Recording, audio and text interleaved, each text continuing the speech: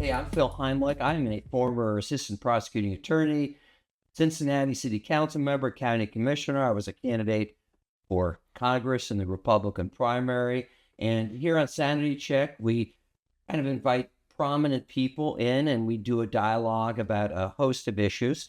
And today, my guest is Pete Bronson, who is an incredible writer, has been a journalist for many years, and he'll talk about his background.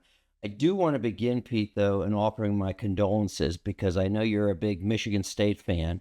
And, numbers don't tell the whole story. Basketball season can't come soon enough. Let's not skip ahead. Numbers don't tell the whole story, but I believe they are 0-5 in the conference or something to that extent. But again, I'm not holding that over you. I'm not throwing that in your face, you understand? It's just a fact. Sure. And please avoid any smart remarks about the Stanford Cardinal, who have no home apparently. Well, we are an academic institution, so we can be excused for the number of losses. In other words, nobody wants you. Well, it's kind of a bit like me. I feel that. Now, Pete is also a highly skilled editor, meaning like people who write columns and books and articles, write them, and then you retain him to revise them and go through them. My only criticism of Pete is the quality of some of his clients leaves something to be desired. He doesn't have a choice group.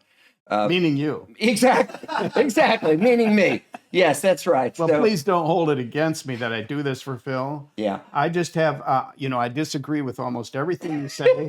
But I want you to be wrong in a professional manner. Well, I can say you've never sabotaged any of the writing. And one of the things I give you great credit for shows your skill as a writer, is you do an incredible job of writing or revising views you don't agree with, which shows a true skill. I also want to thank Pete because he was involved, I don't know if you still are, in what they call honor flights, which is where they take World War II veterans, fly them to Washington where they have a special day and then bring them back to cheers from the crowd. And it's a marvelous thing. And my father, who was a World War II veteran, thanks to Pete, was honored. And not only that, he was in one of the books we wrote. Yeah, he was in one of the books. So that was a wonderful thing you did. Anyway, just to start, just quickly go through your past positions as a journalist, because you've had a lot of you've seen it from different angles. Well, how much time do we have? 5 seconds. 5 seconds. I've been a career newsman ever since I got out of college. I started in the news business in 1979 with a small weekly paper. I then moved up into northern Michigan, and then I moved back to central Michigan, where I went to school at Michigan State. I also then went to Arizona, where I was an editor and columnist. I didn't say anything about Arizona because I noticed that their record's pretty good this year, so I didn't make they're doing all right about that. All right. So I was in Arizona for about 11 years as an editor and columnist at the Tucson Citizen. And then I was hired to come back to Cincinnati, to the Midwest, where I became an editor of the editorial pages, associate editor at the Inquirer, and a columnist. And I did that for almost 20 years. And I'm saying this totally objectively, your column was as funny and insightful as any I have ever read. Oh, so you were terrific as that. All right. Let's talk about one thing based on your experience, bias in the media. I've always got a sense from you that you felt pretty strongly about that. So give us your take on that. Yes, as an editor and columnist at the Cincinnati Inquirer and the Tucson Citizen, I watched as a lack of professional standards became worse and worse in the profession. I was a conservative in Cincinnati. I was probably one of 3 or 4, maybe 5 conservatives, real conservatives in the entire newsroom. So you're looking at a newsroom of more than 100 people, and we accounted for less than 5%. And the sheer majority of opinion began to be groupthink. If you're familiar with Orwell, groupthink began to take over. And then we also had a big problem with agenda-driven cliques in the newsroom. So there would be a group of Black journalists. There would be a group of feminist journalists. There would be a group of Latino journalists, or whatever you fill the category. And they would begin to shade the news according to their agenda, and the editors didn't have the courage and backbone to stand up to that. And it Now, just to really, clarify, you're not talking about editorial type stuff. You're talking about actual news reporting. news reporting Okay. and editors and copy desks. Because what my feel about editorials and stuff is, hey, it's somebody's opinion, you know. So but you're saying the bias extended to actual news reporting. Well, you take this, for example, Phil. You don't find much in the way of editorial pages and opinion writing, and is not popular in newspapers anymore Right. because the editorials and opinion writing began to infiltrate into the news columns. And if you're going to read all the opinions you need in the news columns, why do you even turn to the editorial page? One of the reasons that I'm still doing what I do for you and have done that kind of thing is because when I was editorial page editor, I went out of my way to make sure all points of view were heard, whether I agreed with them or not, and made sure that they're presented in as professional and readable a way as possible. So that standard has unfortunately been abandoned by most of the media. Okay, what about the national media? I'm guessing you feel the same way about the mainstream media or about most national media sources. Do you? And if so, give us some examples. Well, I was a big fan. I've been reading the Wall Street Journal for probably 30 plus years, and I've seen that news publication decline dramatically from what it used to be. Meaning in what sense? It is no longer as objective. It is no longer as professional. The news columns have become infiltrated or By the left or the right? by the left. Mm-hmm. In fact, I corresponded with the publisher of the Wall Street Journal at one point, and he. You about Rupert Murdoch? No. Oh, okay. This was yeah, right. He owns the overall owner. And Okay. his point of view was that he came in to try and clean that up, and it turned out to be a much bigger problem than he expected. And Even that, with Rupert Murdoch, who's kind of known as the more right wing guy owning it. it's a business after all. Yeah. And what people often don't understand about newspapers is that the publishers and the business side has little influence over a newsroom run amok. When the inmates start running the asylum, when they take over with their agendas and their political grievances and their group power, it becomes extremely hard to return to standards of objectivity and fairness. So what we don't see both sides presented fairly. We've come to a place where I think it's difficult to have conversations like we're about to have because often we are drawing from separate pools of information, and those pools are from different types of media. And we don't have a common media that we can share anymore that agrees on a certain set of facts. And you're saying, I assume this applies to the New York Times, Washington Post, ABC, NBC, and All of those, and others. Fox News, and the Wall Street Journal, and the stuff Okay. on the right. Yeah. So, what the business model Okay. today is no longer to inform and to research and to break news, it is to cater to a specific demographic. So, you have CNBC, MSNBC, you have CNN, ABC, NBC. These cater to a specific demographic. That is the left, the Democratic Party, the Democratic voters. And they constantly gin up excitement and panic and spread fear through what's happening now with Trump. Now, on the other side, you have on Fox News the same kind of business model that is constantly ginning up excitement and fear and panic Yeah. about what is the left doing today.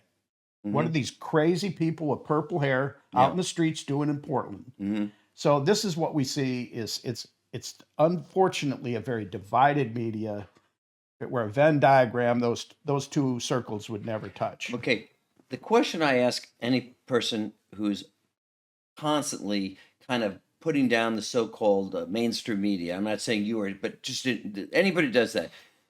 Question I ask them is, okay, you should tell me if I want to know what's going on, if I want to learn what's going on in the news in the world, what do you recommend? So I'll ask you that question. I like aggregators that pull a lot of different media together. I suggest that people need to sample various media and try and get both sides. Okay. So you're talking about watch Fox and read the New York Times or something like that. Is that what Well, you mean you're going by to it? get some. I read the Wall Street Journal, and I think their news columns are almost indistinguishable anymore from the New York Times. Okay, but what I'm saying is, the aggregate is where they put. Is that where they put the left says this, the right says this? Is that kind? Aggregators are more like they just pull whatever Oh, they they think are just the pull, most. and you're saying that's a good way to get a fair picture of it. But you're also saying the other thing is to read something more on the left, like you would say the New York Times, and then something on the right, like Fox News, Yeah, right? I read a lot of conservative stuff, and then now and then you send me a column, and I get all I Yeah, can but stand from the you're left. what you're saying that yeah, but what you're saying though, if you're admitting here is your most of your information is coming from the right. Are you following your own recommendation? Are you Oh, reading I get both? exposed to plenty from the left, believe me. Okay. And Other than my links that I send you. I'm just ribbing you. Yeah, Yeah. yeah. No, I spent my entire career in the news business, so I was steeped in it. I was surrounded by it every day. I Yeah, know. but I get that. But today, in this day and age, are you reading the what you consider the left and the right, or are you mostly reading the right and you kind of I know how the left is? Because I thought you said it a minute ago. I mostly get it from conservative publications. I do, and I think the reason for that is more and more I have sources that I trust and those that I don't, and I will not waste my time on sources that I know are peddling misinformation or telling you part of the story Hmm. for a specific purpose, which is to gin up and excite their business model, their readers, their group. Okay, give me an example other than the aggregators. Give me an example of one of those that you would say this is reliable. I mean, something on the right. It could be something on the right, which I assume it is. Give me an example. Hmm. What do I look at? I end up looking at Lucien.com, which is an aggregator. It's a conservative aggregator. But isn't the fact that it's I don't want to get off on this too much. And the fact that it's a conservative aggregator, doesn't that in itself mean it's not a genuine aggregator? No, it is because Okay. it has things like The Guardian, which is liberal. It has things Okay. like the Associated Press. But leans a little more right, you're saying. Oh, definitely, Okay. All definitely. right. But it Okay. does include those Okay. other stories. Let me ask you this, real quick, and then we'll move on. I like Breitbart too. You like Breitbart? I do. Okay. Then let's real quick. The settlement Fox News had 3 or 4 years ago with Dominion Voting, Yeah. almost $800 million Hmm. settlement, and which is pretty unprecedented. And when you settle, it usually means you think you're going to lose a trial. Okay, mostly involving their comments. I would say their lies, but comments about the 2020 election. Hmm. Okay, and I think actually, if I recall, what kind of really hurt them in terms of being concerned about the case is they had their talking heads like Laura Ingraham and Hannity and the others were texting each other, putting somebody on saying that the election was rigged, and then they're texting each other saying this is total BS. This person's a total idiot. But your opinion about that? What does that say anything about Fox News? I haven't heard any other publication that paid out anything close to that. Uh, how do you view the meaning of that settlement? What does that mean? That payout? Many major media companies are paying out huge awards, and we're seeing it at ABC News. We're seeing it at the Washington Just a Post. second. Are you talking about the where Trump threatened and they paid him 15 million or something? I'm saying that we don't Mm. have to get in the weeds here Yeah. because I know where you're going with that, Okay. and then we're going to end up All right. wound around Okay. All the right. Trump thing. But how much money, when you say huge, are you talking I'm about? saying that many Yeah. media platforms are paying huge settlements because they Okay. are careless. Yeah. They are pushing an agenda. They are not doing the work, and they're letting their politics direct where they go with the story rather than their journalism ethics. And I think a lot of them can't even spell ethics. So don't expect me to sit here Have these and been publicized, or are they under oh the yeah, yeah. They're Okay. publicized. Look what happened. Well, I'm not going to get Yeah. into specifics Because here. the only one I I've want to really make read this about point. it of that significance was the Fox News, but maybe there are others and I Well, just that didn't might see be it. because of the sources of media you're looking at. Yeah. But Fox News I'm didn't not. report that much, really, other than one sentence, I am right? not here to defend Fox I News. know. Okay. I just got done Yeah. saying that there Okay. are two models, and they're pretty much the same business model. They just cater to different demographics. Got it. Okay. And so I'm not here to defend Fox News. I think they made mistakes. I know that Yeah. most of the major media platforms that we know today, CBS News with what they did with Kamala Harris's interview, they made a huge mistake in editing that to make her look good, or as if she had answers that she Do you didn't think have. they commit? I understand they edited maybe to make her look good. Do you think in that case that they committed defamation? Slander? They violated they committed defamation or slander, or they just did kind of a No, I sneaky don't think thing? that was a defamation or slander case. It's a case of shading the news, of trying to help one candidate in an But election. that's legal. There's no you may Oh, not like it yes, ethically. there are certainly laws against that, which would the FEC and the FCC. Uh-huh. So they have a license, Yeah. and their license Okay. doesn't allow them to do that kind of thing. Okay. So, but basic journalism ethics don't allow that kind So of thing. I'll buy that. I mean, Yeah. anybody that graduates from college and takes basic ethics in journalism would know better that you can't do that kind Okay. of thing. All right. But you're saying in that case, it wasn't something you could be sued for and legitimately sued for outside of FCC, FEC stuff. Well, that would be a question for lawyers. Okay. I'm not All I'm right. not That's a cool. I'm not a legal expert on what is. I think honestly, Phil, as you know and I know, anybody can sue about anything. It's Sure. making it stick. Oh, yeah, for sure. All right. Rest of our time, I want you to be as best you can Donald Trump, because I can't get him on the show. Okay. And so I have a whole bunch of things. And truthfully, these are things that I honestly am wonder what is the Trump or the MAGA response on. I really do. And I don't even find in the national interviews that either they're not asking the questions I would ask, or the person being asked is allowed to slip away. And so, but as I told you, I'm gonna avoid arguing. I'm gonna basically throw the point, let you give that, and we'll go pretty quick.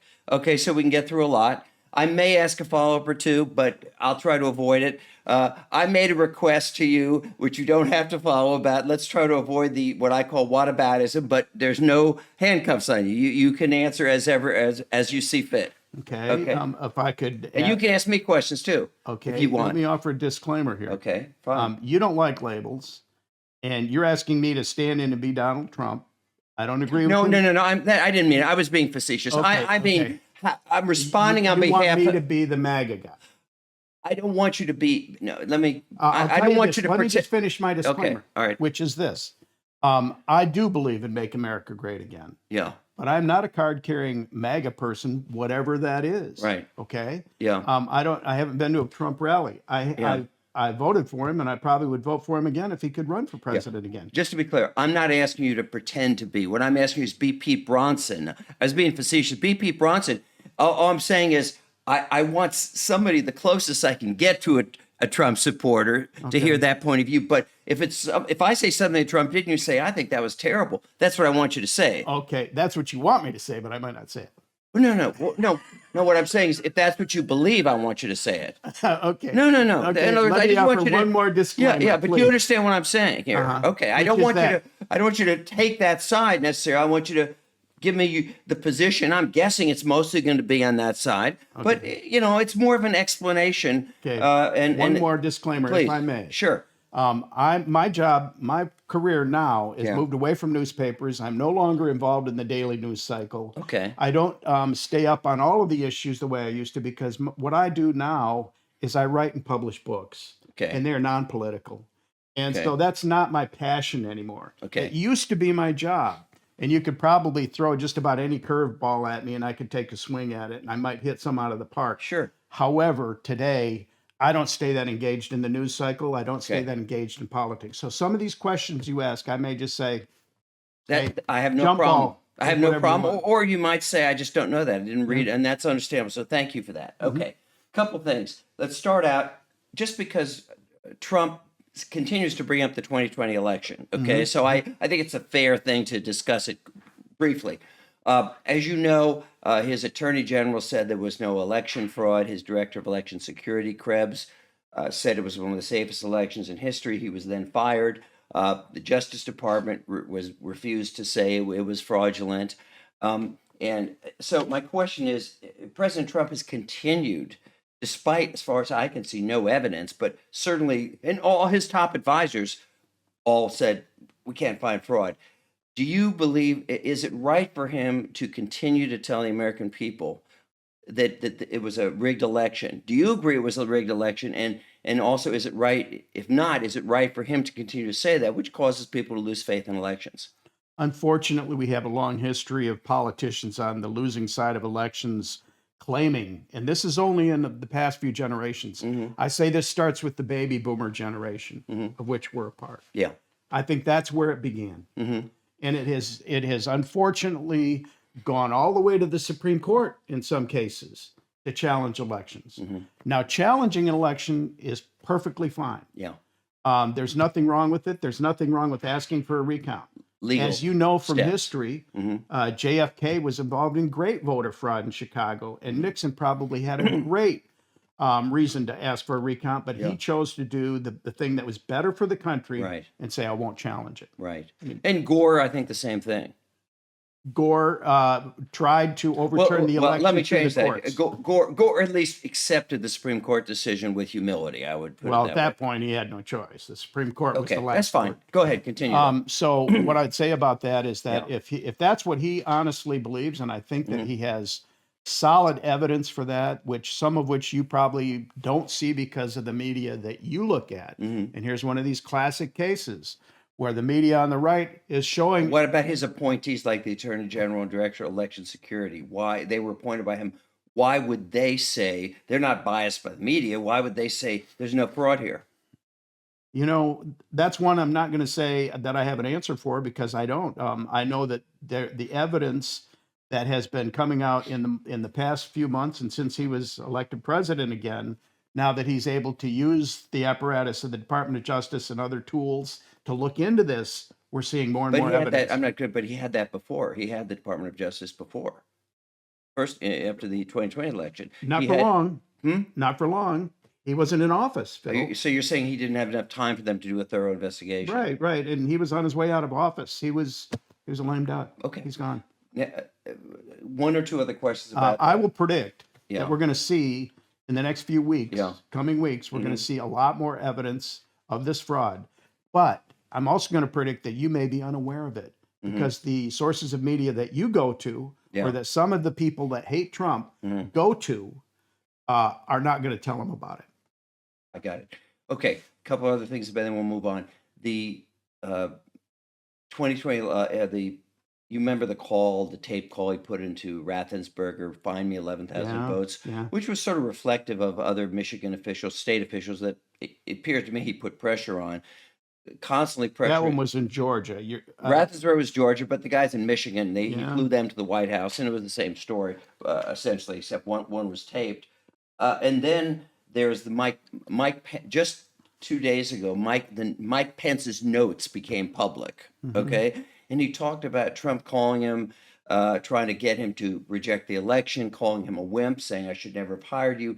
And then after the attack or the whatever you want to call it, insurrection, whatever happened, what was going on at 2:40, Trump tweeted, Mike Pence didn't have the courage to do what should have been done, and that led to this sort of Mike Pence, hang Mike Pence shouts.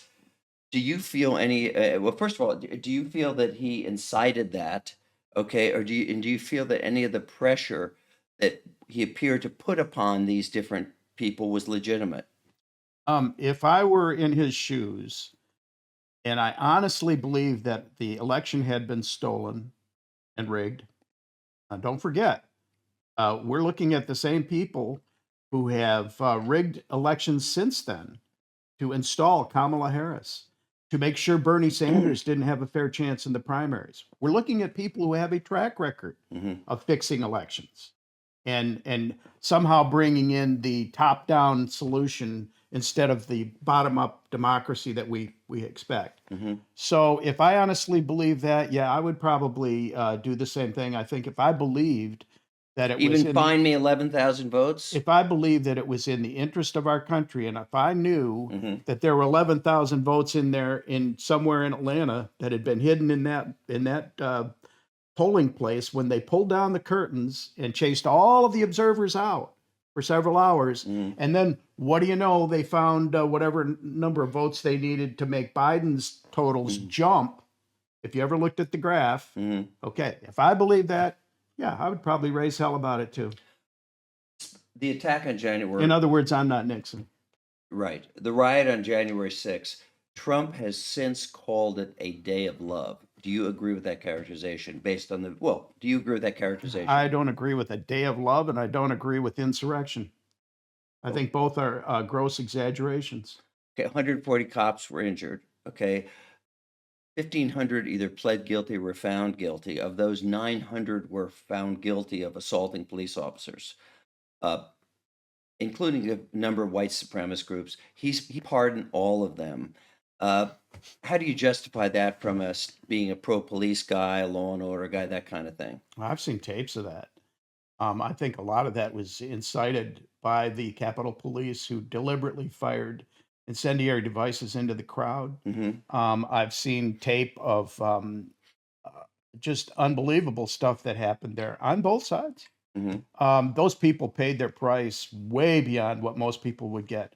You always talk about this whataboutism. Hmm. Okay, Yeah. let me ask you a question. Go ahead. What about the Black Lives Matter riots? What about the people who were actually killed in those riots and nobody Mhm. was held accountable? How about the police stations burned? How could we have a Justice Department that entirely gives a pass to that and then turns around and puts some of these January 6 people in solitary confinement for years without a trial, without having habeas corpus, without civil rights, Hmm. and leaves them there to rot until the new president comes in and says enough Hmm. and pardons them. So The Black Lives Matter, when that stuff, remind me, when did that occur about? that happened during the summer before the buildup to the elections.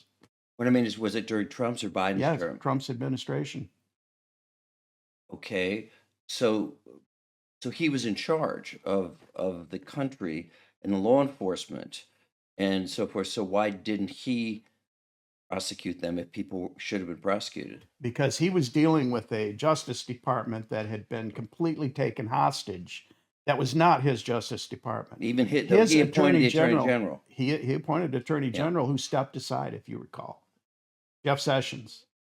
Well, he was pressured to step aside because He stepped aside yeah. and recused himself on so many things. He was not in control. In Mhm. other words, it was career FBI guys. Hmm. Don't forget, Yeah. the whole Russia hoax occurred in Mhm. the Justice Department Mhm. while he was president. Hmm. Now, you don't think he would have stopped that if he could? I'm sorry, he being who? I'm The sorry. president. Would have He was sto- dealing. What my Mhm. point is, he was Yeah. dealing with a completely Well, hostile yeah. Justice Department Yeah. run by people like Strzok and Page and Hmm.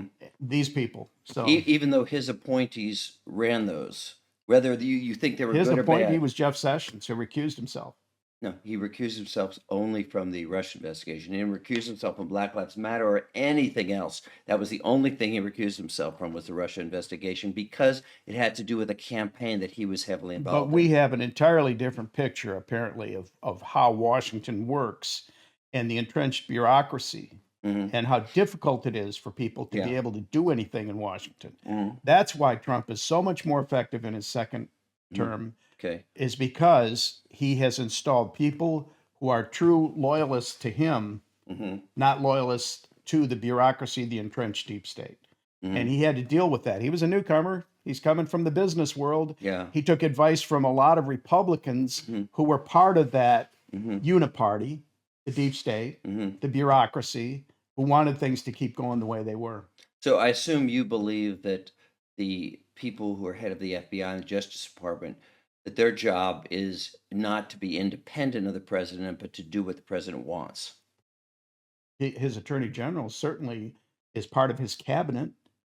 I'm just asking. I mean, for years, and you may say this really didn't occur, but at least since Watergate, there was an effort at separating the Justice Department from the president. You may disagree, but what I'm I think asking you it's an illusion. could be. I'm asking you: do you feel the head of the FBI and the Justice Department should be subject to the president's uh, will? No more or less than any other cabinet official. Okay, well, that I think that's it. That answers that. Okay, let's move on to what I would call some. I see in others as conflicts of interest, but you may disagree. Okay, all right. So 2 months before the last election, the Trump family formed a company called World Liberty Financial, run by Trump's sons and the son of Steve Witkoff. Okay, his name is Zach Witkoff. Steve Witkoff is now the Mideastern envoy. Okay, 3 days before the inauguration, they announced this meme coin. And I'm not an expert in this stuff, but from what I understand, a meme coin is not crypto. It's just basically kind of a souvenir thing, and people hope it goes up, that kind of thing. Okay. But okay. Then the first three presidential visits were to United Arab Emirates, Saudi Arabia, and Qatar. Okay. Now, at the same time that this happened, where this coin was issued, roughly the same time, within a week or month or something, the United Arab Emirates invested $2 billion in conjunction with a company called Binance, but basically $2 billion in World Liberty Financial. Okay. And at the same time, or within a few weeks, Witkoff, the son of his Steve D. Witkoff, his Mid East envoy, secured a deal to allow the United Arab Emirates to buy hundreds of thousands of high-end chips from us. You think is that a coincidence? Is there corruption? What's your view? This is something that you've obviously put some research in. I am not involved. I really couldn't care less. I don't know where this came from. I can tell you that we have an administration where the president donates his salary back to the American people, where he has encouraged and managed to secure something like $17 trillion in investment in this country, not for himself, not for his family. Well, this was for himself. You say that. That's your opinion. So you've asked me what my opinion Well, I'm just is. giving you the facts as far as I don't think there's any dispute among liberals or conservatives. Nobody has said that this guy, they didn't do this $2 billion deal. No, nobody has disputed that. They may not criticize it, but it's never been disputed as far as I know. You referred to a $2 billion deal for what? $2 billion invested by Binance and the United Arab Emirates. They get $2 billion given to World Liberty Financial, and investing in specifically his company. Okay. Well, if that's true, I'm not sure it is, but if it is, then I would say that looks like a conflict of interest. I would say that we have, unfortunately, a history of this that is much more alarming.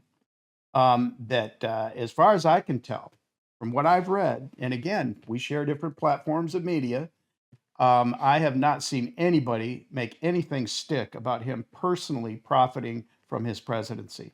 Not one thing. And no president and candidate has been more thoroughly investigated, you would have to admit, than Donald Trump and his family. How many subpoenas?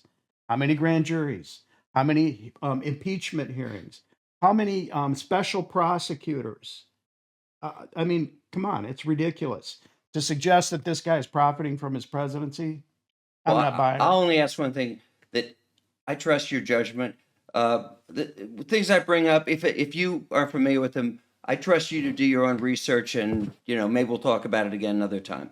Binance, the company that was involved in this, it's owned, its founder, I can't pronounce his name, Changjiang Zhao. Okay, 2023, he pled guilty to federal law, money laundering, for allowing his platform Binance to be used by terrorists, cyber criminals, and that sort of thing.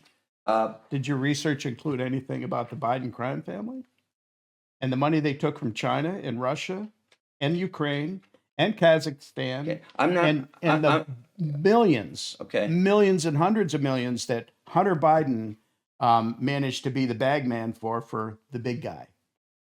That for me right now, that's not the topic. But even though I'm just asking you, are you familiar with that? I'm familiar with the accusations of that, but I don't want to get into the who was worse. I will say that I don't believe what you said is correct, and without getting into all, I would say the same thing about what you just read to me. Yeah, but you just said you don't know anything about this, so you haven't looked into it. And you just said you didn't know anything about it. No. I do know about it. Okay. Oh yeah, I do. Okay. Because I know that the Republican committee that looked into this thoroughly, never came up with anything, and that he was never charged other than that gun thing and the other thing. So the point is that Jim Jordan's committee had everything at their fingertips and never came up with anything on that. Well, but let's go back just for you can I'm going do to call BS on that.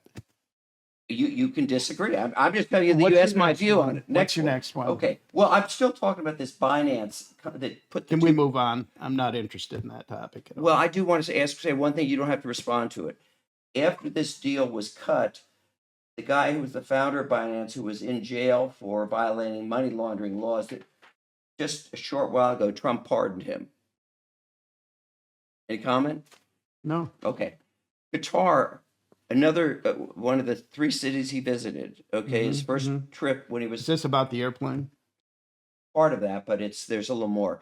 Tell me about the airplane. Well, Pete, what I'm saying is I'm talking about quid pro quos, and I can't. If you don't let me say the quid, I can't do the pro. So give me a little leeway. You don't have to answer. You can say I don't know about it or something. Okay. But let me just ask you this. Yeah. How is it that this man has been investigated so many times when the Democrats were in power and they had the power to impeach?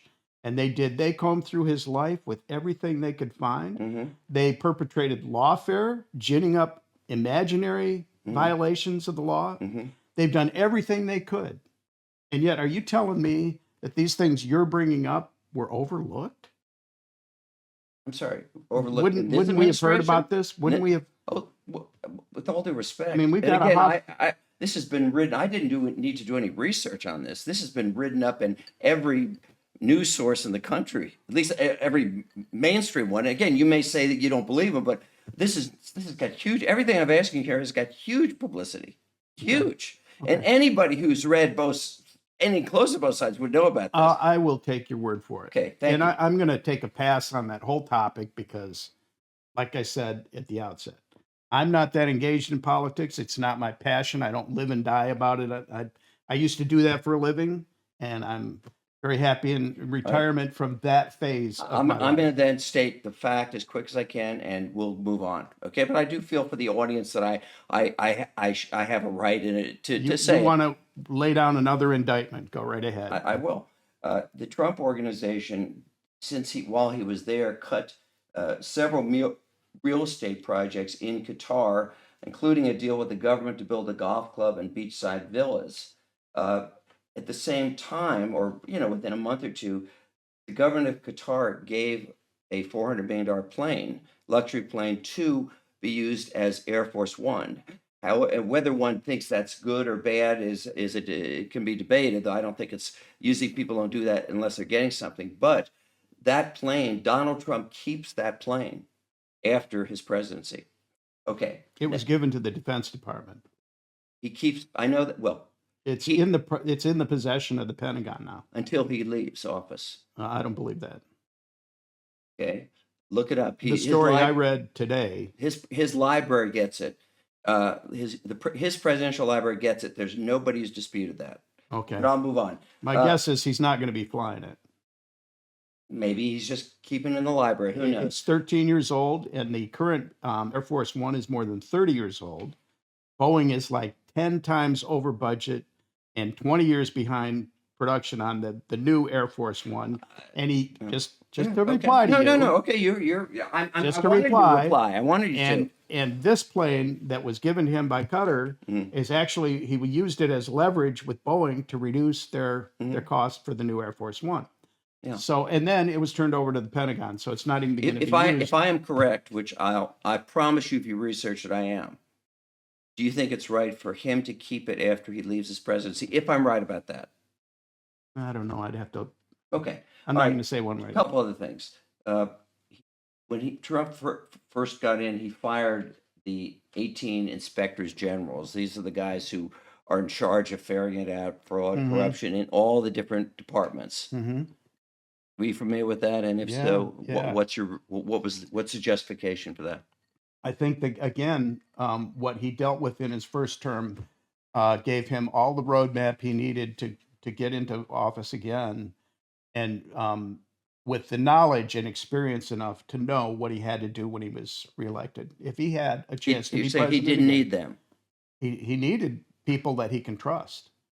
And I don't know if you believe in such a thing as a deep state, but I'd venture to say more than half of this country does, and we've learned it the hard way. So you're saying that these inspector generals At least some of them were kind of part of that Part of bureaucracy the trying to Washington undermine him. establishment that serves itself. Got it. Okay. Just last week, And I think there's evidence of that. I mean, there's evidence that a lot of these so-called inspectors general yeah, were actually working far too closely yeah, with the people they were supposed to watchdog, and that they were actually not doing their jobs properly. got it.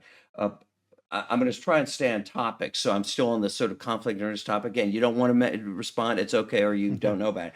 Just last week, Trump has asked the Justice Department to give him compensation of $230 million for what he suffered in the various investigations. The person who will make this decision Is him. well, it's him. It's technically it's his former defense. It will cross his desk. No. Just let me finish. Technically, okay, the person who has to approve it is his former personal attorney, who he appointed as an assistant deputy attorney general. Okay, but I mean, obviously, that's the whole point. It appears that he's asking them to give money to himself. Your response on that? Well, I guess I'd wait and see what he does with the money. If he's entitled to reparations and damages from what was done to him by the Justice Department, by corrupt officials like Peter Strzok, by Lisa Page, by these people who, James Comey, who lied about what they were doing, who perpetrated a hoax on the American people, who damaged his reputation and damaged his chances for reelection. There you have some evidence for the. So you're saying he may be entitled to it? Okay, but wait. If he is entitled to that, and it seems to me he is, okay, and if the court says he is, There's no court involved. okay. If he's entitled to that, and the Justice Department makes Only the the settlement, Justice Department makes. There's no court involved. No Okay. judge. okay. Well, let's wait and see what happens to the money. I would not be surprised if he takes that 230 million or whatever it is and puts it into the renovation of the ballroom at the White House. Okay.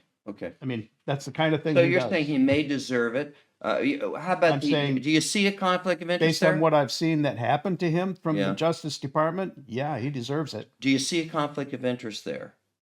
In who decide and him Well, deciding? what would you himself? do? Would you have a special prosecutor or outside third person come in and re-adjudicate the entire thing? And What would I do? yeah, Even if I believed that I was entitled to this for some reason, I wouldn't ask for it because I think it's an appearance of evil, appearance of conflict of interest. So I wouldn't ask for it. That's well, what I would. That's here's my my that's what I would argument do. against that would Yeah. be that unless you impose consequences and punishment for what's gone on, these things will be repeated.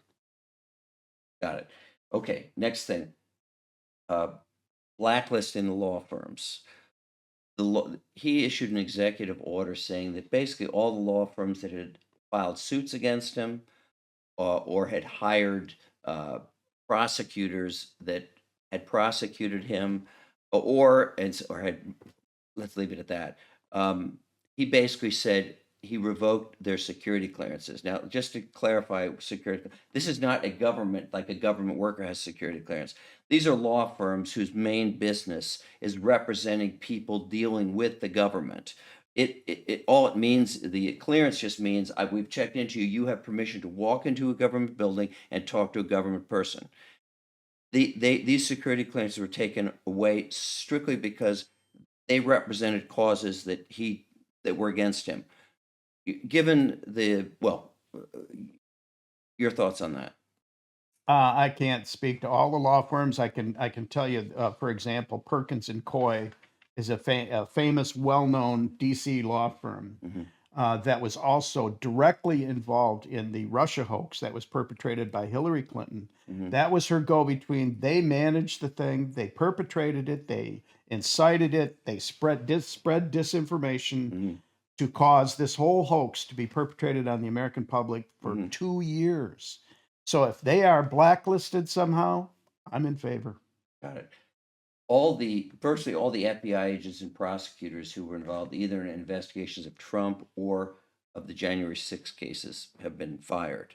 Do you think that's the right thing to do? I don't know. I'd have to look at the cases. Okay. But I think if you said the January 6th cases Meaning if they were all the guys who were involved investigating or prosecuting, in the Department of Justice, yes, and the FBI. And the FBI. Yeah. Yeah, I can see that. I know that, in my opinion, Mhm. the FBI and the Department of Justice really needs be fumigated. These things don't happen if there aren't corrupt people in charge who are spreading corruption and hiring corrupt people who will do their bidding. And that's what happened. Okay. I happen to believe the federal government shouldn't give any money to education at all and shouldn't give any money to universities. Okay. I'm with you in that. But Hey, man, we found something we agree on. Give me that. but what I want to ask about is that the the Trump administration has threatened to take money away from various universities. Yeah. In other words, it isn't just all of them. It's they say that they want what's the word? They want some control over their admissions and their curriculum. And if the university doesn't agree, they lose their federal funding. Right. Is this a First Amendment issue here, in your opinion? No. I don't see any First Amendment issue. If you're taking money from the government, we had this same argument about the arts. You remember back in the Cincinnati when it was Yeah. right in the forefront? Yeah. And my argument always is the same. If you take money from the government, then you have already forfeited your First Amendment right Yeah. to do what you want, because now you have to do what the government tells you. If they say you can do whatever you want, which is exactly what's in this case, you can do whatever you want, but you're not going to do it with our money.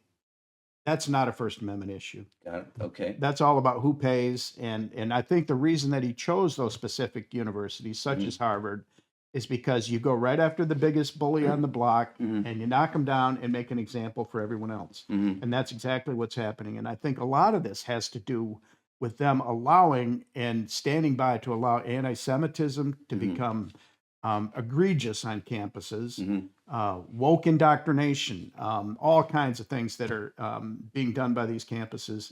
And come on, Harvard's sitting on billions in their endowment. They don't need our money. So we're with that. I'm totally with you. I don't think that higher education deserves federal funding, and I don't think public education. I don't think we need a Department of Education. Yeah, I agree with that. The case against Mayor Adams, he was indicted for bribery, and the U.S. attorney, conservative Republican named Danielle Sassoon, clerk for Scalia. The Justice Department, Todd Blanche Justice Department, told them to drop the case, pressured her to drop the case because Adams promised to cooperate with the deportations. Yeah, it was pretty small potatoes for Adams. Should it have been prosecuted? Perhaps. I mean, compared to what goes on in New York City, it was almost laughable. I mean, he got all that money. He got an airline seat or something and a few gifts. It's kind of laughable. Now, should it have been prosecuted? I guess. She quit, and her whole staff pretty much quit because of that. So obviously they had felt it was serious. I would commend her for having the conviction of her ethics and to actually quit. Unfortunately, nobody does that in federal government. They just get promoted, they fail upward. So another example where they were actually fired. The prosecutions that Trump has demanded prosecutions of Comey, Letitia James, and Schiff. Yeah. His head of federal housing finance apparently just pulled out their mortgage files, and claimed that they, had said they were twice they were living in the same, basically. Claimed. The paperwork has been public, though. No, let's. The paperwork is public. Okay, with her signature. I'll assume they did. I'm not arguing whether they her did. Her signature is. No, I'm not fraud. arguing the facts of it. Okay. But what I'm saying is, I don't think this is something that Pulte was doing as part of a kind of investigation of mortgage fraud. He specifically went there and pulled them out, in other words, they were targeted. Okay. Is you okay with that? I don't like lawfare no matter who's doing it, and I don't like selective prosecution. On the other hand, part of me says this is poetic justice. This is exactly the kind of things that Letitia James accused Trump of without adequate documentation. And now she has been, as they used to say, hoist on her own petard. She has blown up by the bomb she tried to throw. And so, yeah, when that happens, I don't really shed many tears about it. Okay. You were asked. You pointed out a minute ago. There's very few people that will, shall we say, quit their job on principle, whatever. Yeah. The Trump appointed U.S. attorney in the Eastern District of Virginia was essentially told by Trump to charge Comey and James with this mortgage fraud. Right. Eric Siebert. He concluded there was I insufficient. think it was Schiff and James, not Comey. Comey, I don't think Comey is charged with mortgage fraud. Well, no. He's charged with lying to Congress. Yeah. I'm sorry. He was not mortgage fraud, but he was told that basically to charge Comey and James by the White House. Mhm. Okay. Mhm. He said he and his staff said there was insufficient evidence. Trump fired him, put in Halligan, who was his personal attorney and has no prosecutorial experience. She went ahead then and indicted Comey and James. Mhm. You feel that was done properly? You okay with that? I see what's happened here in Washington is that it's like Pandora's box. When the Democrats launched lawfare, they unleashed something that we're probably never going to see the end of, Mhm. and both parties will continue to do it. And I think that's very unfortunate for everybody. It's a travesty of our justice system to indict people for political reasons. Remember, Letitia James ran for office swearing she would find a crime and indict and put Trump in prison. Mhm. This is before she took office. Mhm. She had no crime to mention. So this was brazen lawfare.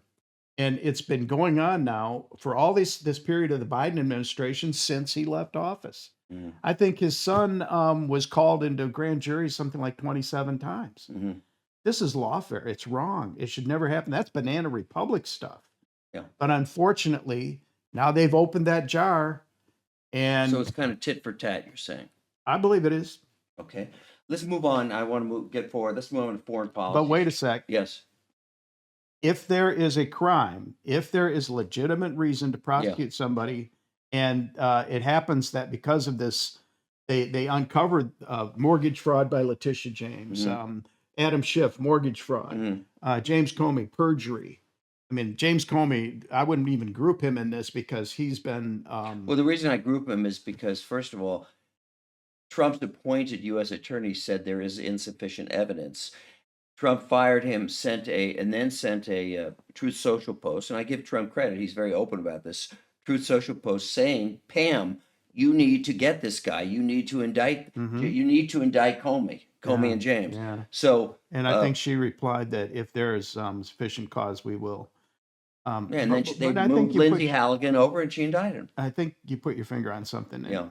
and that is that what really drives people crazy, I think a lot of people, and I can't speak for you, but I think what really drives a lot of people who can't stand Trump, that they hate him so much, is because he is so transparent. He tells you exactly what he's going to do. His emotions, his feelings are right out in front. He doesn't hide anything. And that drives people crazy. We've been conditioned by generations of presidents who never let anything show. Everything is done behind the scenes, in the background, and then it's just sprung on us. So now that we get to actually see the sausage being made, people are turning away. Oh, I can't stand to see that. Look, this is what. So you're saying he's somewhat, whether he tells the truth or not, he's somewhat transparent in what he's doing. I didn't say whether he tells the truth or not. That's your words. That's my words. But you're saying, and I think you're right. He is transparent in what he's doing. He is. He's upfront. You don't have to guess where the guy stands on anything. Okay, let's move on. Enough on that. I want a couple foreign policy things. The first Zelensky meeting in February, where Vance and Trump kind of berated where he him. told him you have no cards. Yes, exactly. Trump made a statement there, looking at Zelensky, and he said, "You started the war." Do you know what he meant by that? Because from what I understand, Russia invaded them. What was he saying? If you know. No, I'd have to pass on that. I didn't even pick that up. That was so I was paying attention to different parts of that meeting, I guess. Okay. Trump has expressed admiration, particularly for three leaders. Okay. One is Duterte from the Philippines. Okay, who was responsible for 30,000 extrajudicial killings. Okay. Erdogan, who came in, was elected democratically in Turkey and has since pretty much turned the country into an autocracy. He's imprisoned his opponents and so forth. And the other person who probably has drawn more admiration from Trump than any other leader is Viktor Orban in Hungary, who basically, again, was elected democratically, basically has the media, his wealthy friends have bought up all the media sources now. So there's really no opposition media. It's pretty much become a dictatorship. And these are the three when Trump has praised the most. Does that concern you at all in terms of what he would do to this country? No, not what he would do to this country. He left some people out. He left out Putin. He Yeah, left out Kim Jong-il, right. leader of North Korea. Yeah. He left out Xi in No, China. but what I'm saying is, I'm We're not talking. leaving that. Wait. Yeah, they Let me fall in the let me same thing. finish. Yeah, Let me finish. sure. Okay. You're talking about people who are very oppressive regimes. Yeah. Right? Yeah. In some cases, pretty close to sworn Murderers, enemies. mass murderers. Yes. Why do you think that he says these kind things about them, and then he goes to meet with them, and we suddenly start seeing some ice breaking? It's because that's part of his style. It's part of his personal business style. So it's not that he admires their form of leadership. No, it's not that he admires their form of government either. And I think this whole thing about Trump as a dictator and the no kings, this is fevered stuff. This is delusional, hallucinatory stuff. There is nothing in his background or in his first term or his second that gives people any foundation for making those claims. Does he say kind things about Putin before he meets him? Heck yeah. It kind of makes a lot more sense than trashing somebody and then expecting them to sit down and break bread with you and come to some kind of accord. So that's kind of almost a plan or his style. I believe it is part of his style. It's part of the reason that he's such a great deal maker, and part of the reason that he's had such success in his second term with peace agreements all over the world, and with this tremendous, unprecedented investment in our country that's committed $17 trillion. Nothing like that has ever happened in our history. Next question: the bombing of these various civilian ships. They've so far 60 Coke boats. What, Tom? Coke boats. They're not ships. They're boats. Sorry, boats. They're boats. They're speedboats. They're like a cigarette They're boat. speedboats. Okay. So far, the military has killed 60 civilians in 12 different attacks. And even like some conservative scholars like John Yoo, who you might remember was the guy who approved the Bush torture thing, they say that it's unconstitutional. In that, and there's certainly been no proof that's been brought forward as to even who was on the boats or that they were moving drugs. You okay with that? You're kind of a constitutional guy, pretty serious. Are you okay with those? I think there's arguments about the constitutional side of it. I think that as commander in chief, he has a lot of latitude there, similar to what happened with the Barbary pirates. If you recall your history, you go back far enough, similar things happened where the president sent the U.S. Navy over to destroy ships that were believed to be pirates on the Barbary coast because they were interfering with our sovereignty. What he's doing there, if he stops the smuggling of fentanyl into this country, which is already happening. Fentanyl, they've said, doesn't come from Venezuela. It comes from other countries. Fentanyl, cocaine, heroin, name it. The drugs that are killing Americans. But Venezuela is not, according to the DA, it's not one of the major, what do you call it, exporter of drugs. Venezuela? Yeah. Yes, it is. Colombia's cocaine. Venezuela has been, yes, exporting drugs into our country in big time. Okay, all right. Okay, again, different sources of media. Okay. We don't have a common set of facts that we can agree on, but no, I completely disagree with you there. And if he's doing this and he's sending a message to Maduro and saying, enough, stop it right now, or there will be hell to pay, then I think after what happened with Iran, his type of diplomacy works. And it is all about putting America first. Okay. We've had I would say, a pretty bad history when we have tried regime change, whether it's Iran or Iraq or Chile, Guatemala. It tends to lead to usually brutal dictatorships or bloody as in Guatemala, 36-year bloody kind of civil war. It appears with all the troops massing there that's kind of and he's now directed the CIA to engage in covert action in the country, kind of, which has always preceded these other coups that the CIA engineered in Iran and But we Chile and don't so forth. really know, do we? I Well, mean, we know he's ordered the CIA to engage in covert action in that Venezuela. doesn't mean anything. I mean, that could be entirely window dressing. Okay, but I guess what I'm saying is it seems like they're gearing up, or he's gearing up, it seems, to try to change the regime in Venezuela. If they go ahead and do that, if that is in fact what's going on, Well, that's a hypothetical. okay, I mean, if, what if, yeah, what yeah, if? No, okay. I don't have I'll a just leave response it for that it's certainly with the massing of troops and ships, it appears that way. But I'll move on. that. Yeah, we'll finish up here in just a minute. The real quick, you're a guy who's obviously have a history and as a journalist. Um,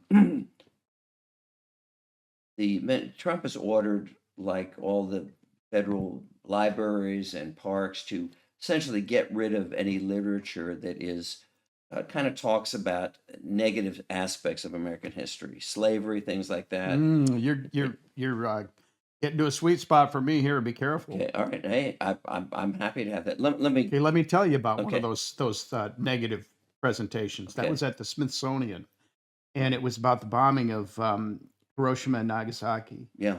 And it was an outrage what they did at the Smithsonian as an offense, just Mm-hmm, terribly offensive to American veterans. mm-hmm, The men whose lives were saved because we did that. mm-hmm, I examined this very closely and I talked to a lot mm-hmm, of guys that were honor flight veterans, mm-hmm, and it was an outrage what they did at the Smithsonian. And that institution, like many that were taken over by the left over the years who have mm-hmm, infiltrated and climbed up through the institutions, mm-hmm. have presented American history in a Howard Zinn fashion, if you're familiar with Howard Zinn.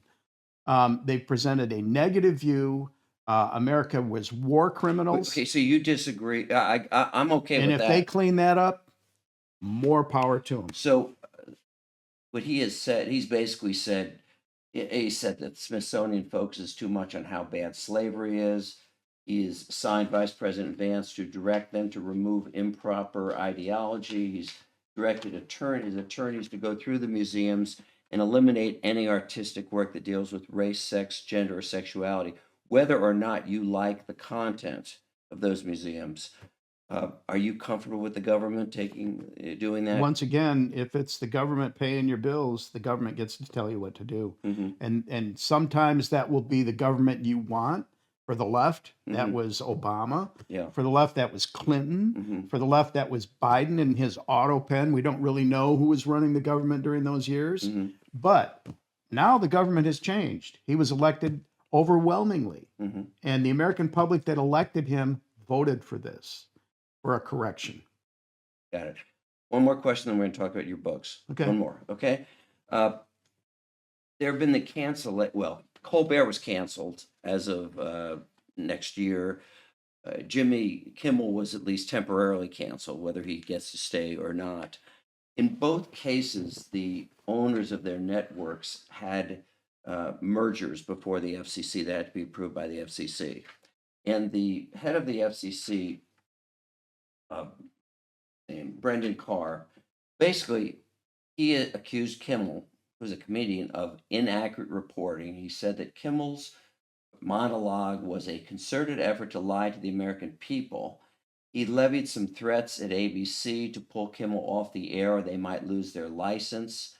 And then he used the expression, "We can do this the hard way or the easy way." The easy way meaning they kind of muzzle Kimmel, or the hard way is they lose their license or the merger they were trying to achieve doesn't take place. Well, you're reading that between the lines.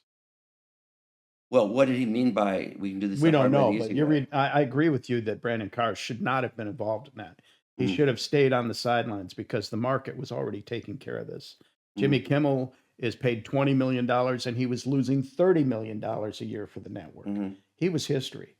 And only by making him a martyr to the left is he been able to hang on by his fingernails. Colbert, ditto, losing money. Colbert And- was the leading, had the highest audience rating of any late night. which is host. minuscule, Mhm. minuscule Yeah. across the platforms.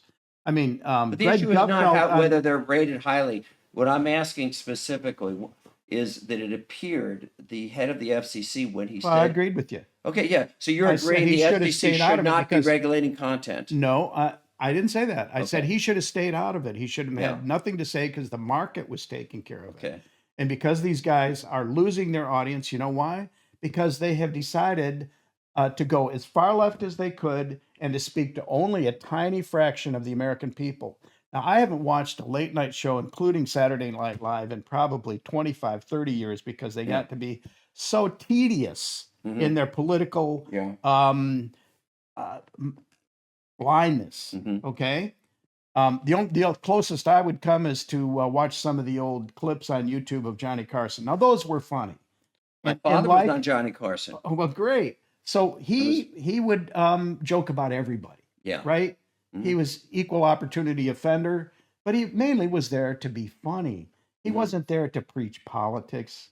And if you've ever looked at the record for Colbert and Kimmel and all the other so-called late night comedians, Mhm. look at their list of guests. I think Colbert once Oh, I had totally a agree. No, conservative. no. There's All no the question. rest They have are a far huge. left. They have a huge liberal bent. That was not the issue. The issue is, as you said, the market should take care of itself. Those Yeah. guys have been on a long time, an awful long time, 25 years or something at least. And if the market, I'm assuming the guys who run those networks, except for this approval of these merger issues, I assume the guys who run those networks want the highest ratings. And if the market dictates, they would They get want to rid make of them. money. They want to make money. You don't pay a guy 20 But million you, and you have him have lose to 30. wonder. I'm saying you have to wonder why Kimmel, who's been on 20 years plus, if he's so low rated and losing money, why they continue to keep him on the air until this issue came up with the merger. That's Phil. I can't answer that, and you can't answer that. We don't know. All right. With that point of agreement, kind of a point of agreement, I would say. Pete, one last question. Everybody's always talking about how divisive things are in this country. How you brought it up How yourself. polarized How we are. polarized we are, and so forth. And one could say that it has and can lead to violence. I won't get into my thoughts about the Charlie Kirk thing and what some people said and so forth, but I'll just throw to you. Assuming it would be a virtue for us to be less divided and more unified as a country, what's your formula for that? If you were to, I think we can assume that it would be better for us not to be so divided. well, one of the things- let me just say something. I think there are times in our history, probably the Civil War, slavery time, where I don't think the answer was to hold hands with the slave owners and see if we can work this out. I'd also say the same thing about pre-World War II. There was actually a significant, as you may know, pro-Nazi movement in this country, leading to a Madison Square Garden event with about 25,000 American Nazis there. So I think there are times where you just have to toughen up and say, this is wrong, I'm going to take a stand. But aside from that, what's your recipe or formula for healing this country, having less divisiveness? My research in doing local history has led me to all kinds of paths, and one of them led me back to the pre-Civil War era. And if you take a look at Bleeding Kansas, which is in my book Promised Land and in my latest book, if you take a look at what happened in the 1860s and 1850s, what we saw was a dress rehearsal for the Civil War. And that has so many has so many surprising parallels. What years are we talking about here? 1858, 1859, 1860. Just real quick, because this is new to me, and just real Bleeding quick, Kansas was explain what you're talking about and what was the conflict that I'm assuming you're saying. Kansas was a state that was going to be admitted to the Union, Right. And the pro-slavery and the abolitionist forces decided they would fight over that. Yeah. Who would determine fight literally by armies or by verbally? fight in very bloody conflict? Oh, there was actual Extremely. in Kansas? In Kansas. Okay. One of the most terrible psychopaths of that period was John Brown. He was he perpetrated a massacre. And this went on between the abolitionists and the pro-slavery forces, and it was a dress rehearsal for the Civil War. Okay. And what we saw was, I'm just, yes, there are things that we have to stand for, but not with violence. When you take a look at what happened in the Civil War, 750,000 young men lost their lives. Right. And that is an unbelievable number compared to the population at that time. It would have been everybody knew somebody who was crippled, maimed, or orphaned. It's an unbelievable number. Unbelievable. And it was just a horrible period in our history. People that talk about it now, another Civil War. Well, okay, the question I think you really wanted to get to is, what can we do about it? I don't have much hope for media. I think that what we're seeing is that media is becoming increasingly tailored to serve what you want to hear, not what you need to hear. And as opposed, I might say, to when we grew up and there were 3 networks, ABC, CBS, NBC, they pretty much said the same thing. Yes, and there were higher standards too. But I think this is only going to get worse with AI. AI is basically a tool that can be custom made to tell you whatever you want to hear. And is it going to be accurate? It's garbage in, garbage out. So no, I don't have much hope for that. I think, since you raised the name of Charlie Kirk, I think the answer is going to come from elsewhere, not in this world. It's going to be supernatural. It's going to be faith. It's going to be a national revival, and people will find common ground. Just as you and I may disagree on all these political things, which to me are less and less important in life as I get older, and yet you and I agree on certain things in our faith, and we're brothers in Christ. So that, I think, is where the hope is. I think that's a great response, and one I cannot argue with and would agree with. Pete, thanks for being here. I want you to talk about your books, because one in particular I'm a great fan of. Talk about your books. I think the one you're referring to is Forbidden Fruit. Yes. And thank you, Phil, for being one of the first people at one of my first signings. I think I've been to a couple of yours. Yes, you have. Yes. And I appreciate that. Yes. As I said, we've been friends for a long time, and I didn't forget that. Thank you. Thank you. But talk about each of them, because Forbidden Fruit's fantastic. Even before Forbidden Fruit, you may remember one that you were in called Behind the Lines. About the riots. Yes. Behind the Lines. That was in 2005. About the 2001 riots in Cincinnati, telling the rest of the story, which was illuminating. And then after I drifted into the publishing business, I was publishing books for other people, and I just kind of woke up one day and said, why am I not writing books too? I mean, that's my passion. And so I wrote Forbidden Fruit, and since then I've also written. Tell a little bit about what Forbidden Fruit is about. Is the story of the 40-year mob empire in northern Kentucky. Started in the 1930s when the Cleveland mob moved in and took over. And it was centered around the Beverly Hills Supper Club, which originally was the Beverly Hills Country Club. And it was run by gangsters from the start. And it eventually was burned down in 1977. 165 people lost their lives. And that is all part of that story arc. And I would say that you, more than anyone else, solved the killing. Unfortunately, too late to prosecute those who were responsible. And I'm not even going to give it away. I'll let people read the book, which I strongly urge you to do. But continue. And that was a shock to me, because I didn't grow up in Cincinnati like you did. And I'd heard about the mob in northern Kentucky, but I had no idea it was that extensive. It was big time. So the next book I wrote was prompted by readers who asked me, so what was going on in Cincinnati during this period? And you also were in that one. That one's called Not in Our Town. And that's the story of the Battle of Cincinnati against the mob. The face of the mob was Larry Flint. A lot of people think he was just a smut king, a porn king. Actually, he arrived in Cincinnati after having bankrupted 11 bars in Dayton. So he was no businessman. He arrived in Cincinnati with about $800,000 on loan from the Cleveland mob. His opened his major opponent, by the way, was Simon Lease, who hired me the first time I worked in the prosecutor's office as a law student. Cy Lease is one of the heroes of the book. He and Charlie Keating and other people who stood up to try to defend Cincinnati and enforce the ordinances. Mhm. In fact, you were instrumental in one of those ordinances, weren't you? I was. Those guys were into the porn prosecutions, Yeah, which, but you by the came way, up with another way I always of, found to be ineffective yeah. and rarely resulted in conviction. What I did was work with the people at CCV, Citizens for Community Values, and basically we put in a extensive series of.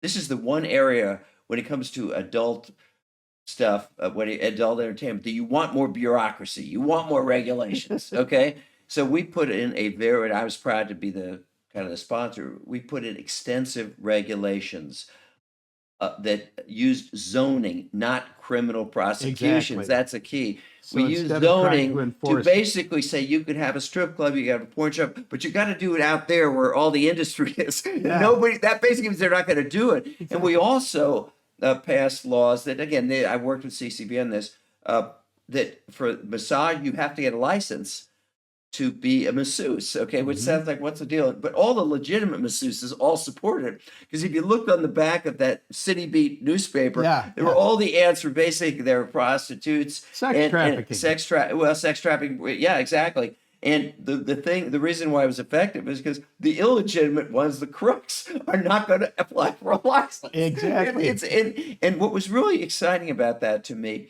is we had the city council that I was on. I was probably about as far. I was certainly farther to the right than anyone on it by far. We had a 9-0 vote on all that stuff. Yeah. So that's why I thought it was so inventive to use the zoning and the regulations. But continue about your. So books. that was a fascinating story. A lot of stories that were never told about what went on in Cincinnati during those years and the battles that were going on behind the scenes. And then the next book I did, I took on, it's called The Man Who Saved Cincinnati. And it's about a man who came to rescue Cincinnati from an attack by Confederates in 1862, when 10,000 Confederates came to Cincinnati to burn, loot, hold the city for ransom, and nearly did. They got as far as Fort Mitchell. And fortunately, this man showed up. His name was Lew Wallace. He also captured Billy the Kid. He's a fascinating historical character. And he wrote Ben-Hur. So he wrote the book, which became the movie. Yes, one of my favorite movies, by the way. Even still holds the record for most Oscars. Does it? And it also is still. I've watched it with my kids. It's actually still. It's still good. It's still good. It doesn't look cheesy. Charlton has to. It's a very, for those of us who are Christ followers, it has a very powerful message. Well, his original book was called Ben-Hur, A Tale of the Christ. Yes, I remember. And it is one of the first I actually novels. think the movie says that too at the beginning too. I think it could be. Yeah. It's one of the first novels that presented Christ in a manner that Christians know as apologetics, which is telling the story of Christ without using the Bible. And it was such a successful story that it was the best-selling book in America and worldwide up until the 1920s, with one exception. That's the Bible. So Lew Wallace is just a fantastic character. Wow. And what he did in Cincinnati, the way he saved the city, he formed the first Black Brigade in the Civil War, right in Cincinnati. Wow. And then after that, I wrote another one last year that's called Promised Land. That's the story of the first settlers who came to Cincinnati in the 1770s and 1780s. Some of the names would be familiar. The Stites family. There was Sims. These people that were Revolutionary War veterans who came down the river on flatboats, and they moved into Cincinnati when this whole area that we live in now was known as the Miami Slaughterhouse. And the reason is because the Miami and the Shawnee Indians were so unbelievable savage. They took no prisoners, to put it one way. Scalping, torture. They would sell hostages to the British. The British had their hand behind all of this. Fascinating story, how the Midwest was won. And the man who did it was Mad Anthony Wayne. Wow. And then that was last year. And then I'm bringing a new one out. It should be off the press here in about a week. And that one is a collection of 5 short stories about Cincinnati history. Wow. That's fantastic. Hey, we didn't get to everything I wanted to. Maybe the next time we'll talk about, I was going to talk about biblical application to the deportation issue, but we won't get into it now. We'll save that for next time. Thanks for being here, Okay. Pete. Glad to be with you, Thank Phil. you.